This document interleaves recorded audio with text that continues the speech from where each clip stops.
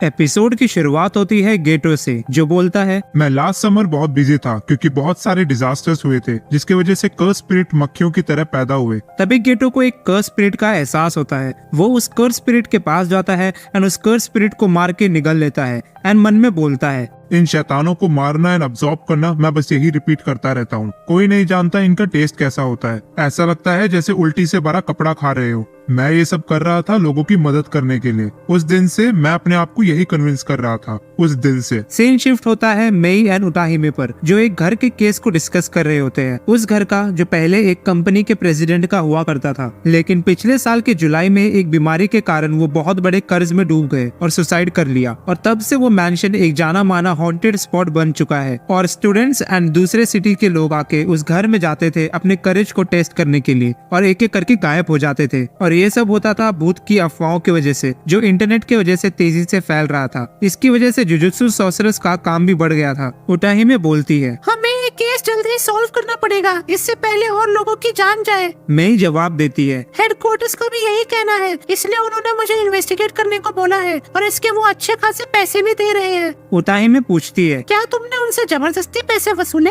मेई बोलती है, ऐसा मत कहो, हमने नेगोशिएट किया है। और वो दोनों मैंशन पहुंच जाते हैं। मेई बोलती है, मुझे बाहर से कोई कर्स एनर्जी महसूस नहीं हो रही, वो शायद बिल्डिंग के अंदर है। जैसे ही दोनों अंदर जाते हैं, दोनों को कर्स एनर्जी का एहसास होने लगता है। मेई उटाहिमे को टॉर्च लाइट देती है एंड बोलती है, जल्दी चलो, मुझे टॉर्च की जरूरत नहीं, पर तुम्हें है ना? उटाहिमे थैंक्स बोलती है। मेई उसको बोलती है, मैं नीचे देखती हूँ, तुम ऊपर फर्स्ट फ्लोर में जाके देखो। उटाहिमे बहुत डरी होती है एंड एक एक करके सारे रूम्स को देखने लगती है, लेकिन लास्ट रूम में एंटर करते ही उसे बेड के नीचे कुछ आवाज आती है। जब वो नीचे झुक के देखती है, वहाँ सिर्फ कुछ चूहे होते हैं, जिसे देख के वो डर जाती है एंड रूम से बाहर भागती है एंड डोर बंद कर देती है। मेई उसके पीछे हाथ रखती है, जिसकी वजह से वो बहुत डर जाती है। उटाहिमे पूछती है, तुमने फर्स्ट फ्लोर खत्म कर दिया? मेई जवाब देती है, लेकिन यही फर्स्ट फ्लोर है, मैं सीढ़ियों से ऊपर आई हूँ। ये सुन के उटाहिमे कंफ्यूज हो जाती है एंड बोलती है, लेकिन मैं तो अभी इस आखिरी रूम में आई हूँ। मेई बोलती है, यहाँ रखी ये सभी चीजें मैं तीसरी बार देख रही हूँ और मैंने यहाँ एक निशान भी छोड़ा है। मुझे लगता है हम यहाँ फंस चुके हैं। दोनों 30 मिनट तक चलते रहते हैं,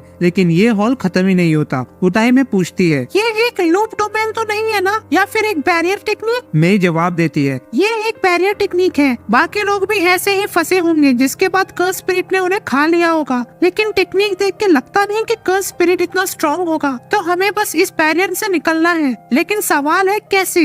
उटाहिमे कुछ डब्बे की मदद से समझाने लगती है एंड बोलती है, पहले मुझे ये एक इन्फिनाइट लूप लगा, लेकिन हम तुम्हारे बनाए हुए निशान को 4 बार देख चुके हैं, तो इसका मतलब ये एक ओवरलैपिंग बैरियर है। तो अगर हम दोनों इस बैरियर से स्पीड भाग ले, तो हम दोनों इससे बाहर निकल सकते हैं। मेई बोलती है, इसके लिए 90 पॉइंट्स। उटाहिमे उदास होकर पूछती है कि उससे क्या मिस हो गया। मेई बोलती है, अगर हमें भागना ही है तो हम अपोजिट डायरेक्शन में भागेंगे, जिससे बैरियर जल्दी टूटेगा। उटाहिमे एक्साइटेड हो जाती है एंड बोलती है, ठीक है, अगर ये काम किया तो तुम मुझे प्रमोशन के लिए रिकमेंड करोगी। एंड दोनों भागने लगते हैं, लेकिन तभी बिल्डिंग टूटने लगती है एंड उटाहिमे नीचे गिर जाती है। एंड वहाँ होता है अपना हीरो गोजो, जो बोलता है, मैं तुम्हें बचाने आया हूँ उटाहिमे, क्या तुम रो रही हो? उटाहिमे गुस्से में बोलती है, नहीं, मैं नहीं रो रही। मेई बोलती है, अगर मैं रोती तो क्या तुम मुझे चुप कराते?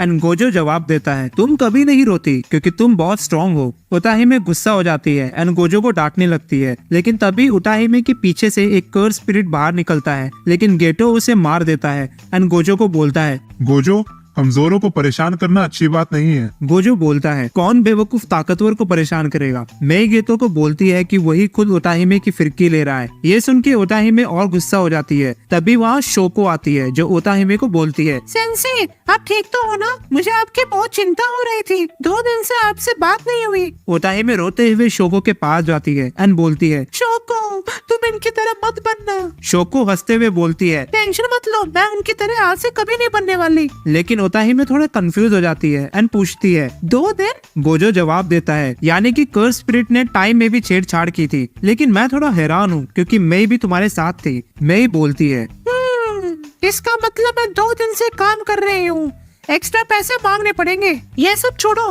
पर्दा किधर है?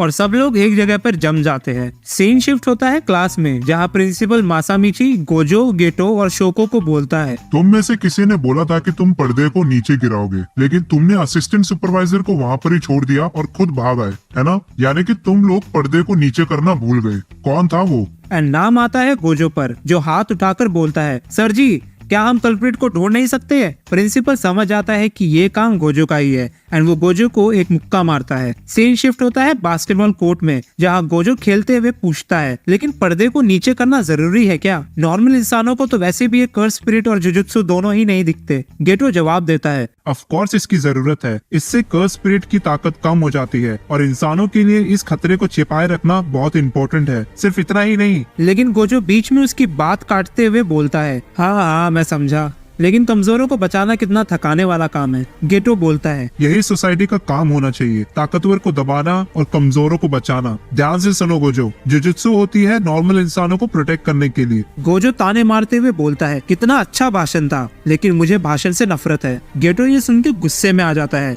एंड गोजो आगे बोलता है, ताकतवर लोगों को रिस्पॉन्सिबिलिटीज देना ये तो एक कमजोर इंसान ही कर सकता है। अब क्या वहाँ पे बेवकूफों की तरह खड़ा रहेगा? शोको ये देख के वहाँ से भाग जाती है। गेटो गुस्से में बोलता है, क्यों ना बाहर चल के बात करें? गोजो बोलता है, क्यों? तू अकेला है, खुद जा बाहर। तभी वहाँ पे प्रिंसिपल आ जाता है, जो बोलता है, कब तक इधर खड़े रहोगे तुम दोनों? और शोको कहाँ है? गोजो बोलता है, पता नहीं, शायद टॉयलेट गई होगी। प्रिंसिपल बताता है कि उन दोनों के लिए एक मिशन है, लेकिन ये सुन के दोनों का मुंह लटक जाता है। प्रिंसिपल आगे बोलता है, वैसे तो ये मिशन बहुत मुश्किल है, लेकिन मास्टर टेंगेन ने तुम दोनों को इस मिशन के लिए चुना है। इस मिशन के 2 पार्ट है। एक लड़की है जो मास्टर टेंगेन के लिए परफेक्ट वेसल है। तुम्हें उस लड़की को सेफली मास्टर टेंगेन के पास लेके आना है एंड फिर उसे खत्म कर देना है। गोजो कंफ्यूज होकर पूछता है, हैं? बचाना है और फिर मार देना है? प्रिंसिपल पागल हो गए हैं क्या? गेटो बोलता है, शायद ऐसा ही है। नए प्रिंसिपल बनने की खुशी में शायद पागल हो गए हैं। गेटो पूछता है, मास्टर टेंगेन की कर्स टेक्निक शुरू हो गई क्या? लेकिन गोजो को उसकी बातें समझ नहीं आती एंड प्रिंसिपल बोलता है, इमॉर्टल कर्स टेक्निक होने के बाद भी मास्टर टेंगेन की उम्र बढ़ती रहती है और एक टाइम ऐसा आता है कि कर्स टेक्निक उनके शरीर को वापस बनाने की कोशिश करती है और ऐसा होने पर वो इंसान नहीं बल्कि उससे भी ताकतवर चीज में बदल जाएंगे। गोजो बोलता है, लेकिन ये तो अच्छी बात है ना? गेटो बोलता है, ये होने के बाद मास्टर टेंगेन मास्टर नहीं रहेंगे, क्योंकि जुजुत्सु स्कूल के सभी लोग ताकतवर बनने के लिए उनकी हेल्प लेते हैं। वो अगर नहीं होंगे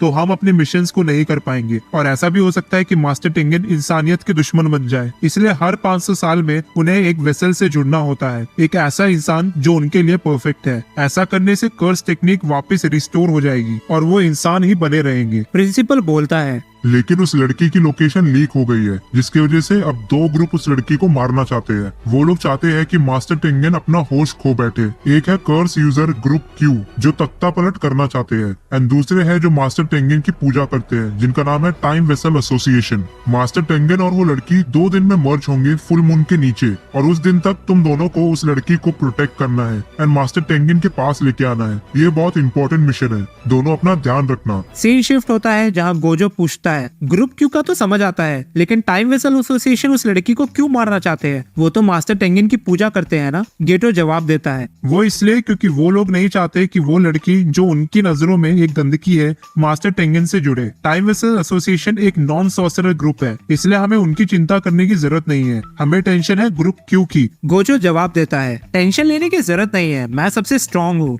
इसलिए मास्टर टेंगेन ने मुझे चुना है। गेटो मुंह बना के बोलता है, गोजो तुम्हें खुद के बारे में इतना नहीं सोचना चाहिए, स्पेशली बड़े लोगों के सामने। हम बाद में मास्टर टेंगेन से भी मिलने वाले हैं। एंड गेटो उस लड़की के रूम के बाहर खड़ा हो जाता है एंड घंटी बजाता है, लेकिन तभी वहाँ पे एक बॉम्ब फूट जाता है, लेकिन गेटो उस बॉम्ब से बच जाता है। गोजो पूछता है, वो लड़की ठीक है ना? अगर वो मरी तो नाम हम पर आएगा क्या? एंड तभी गोजो की नजर उस लड़की पर पड़ती है जो बिल्डिंग से नीचे गिर रही होती है। गेटो उसको बचाने के लिए बिल्डिंग से नीचे कूदता है। ग्रुप क्यू का एक मेंबर कोकुन बोलता है, मुझसे नफरत मत करो, मास्टर टेंगेन से करो, लेकिन गेटो उस लड़की को बचा लेता है। कोकुन गेटो को बोलता है, वो लड़की मुझे दे दो वरना मारे जाओगे। दूसरी तरफ ग्रुप क्यू का एक और मेंबर बेयर गोजो पर बहुत सारे नाइफ फेंक देता है, लेकिन गोजो उन सब को हवा में ही रोक देता है। बेयर बोलता है, तुम्हारे बारे में बहुत अफवाहें सुनी है, देखते हैं तुम कितने स्ट्रॉन्ग हो। गोजो लड़ने के लिए तैयार हो जाता है, लेकिन वो कुछ रूल्स बताता है एंड रूल होता है कि अगर वो गोजो के सामने रोएगा और जान की भीख मांगेगा